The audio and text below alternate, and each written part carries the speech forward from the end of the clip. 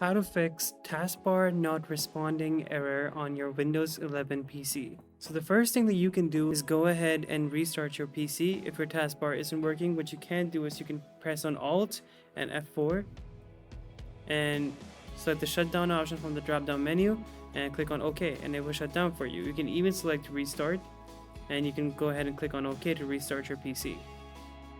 But if that doesn't work, what you can do next is you can actually press on your window and X key together, and you can go ahead and click on Task Manager.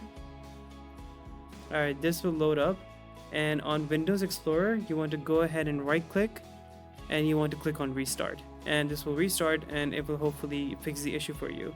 Now if that doesn't even work, what you can do is you can go ahead and type out settings and open it, and now you want to go down to Windows Update. From here you want to go to update history,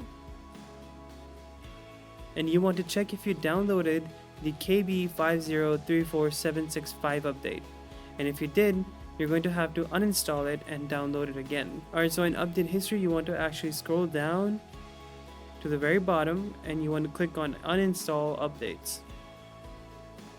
From here you want to find the KB5034765 update, this one right here, and you want to go ahead and click on uninstall.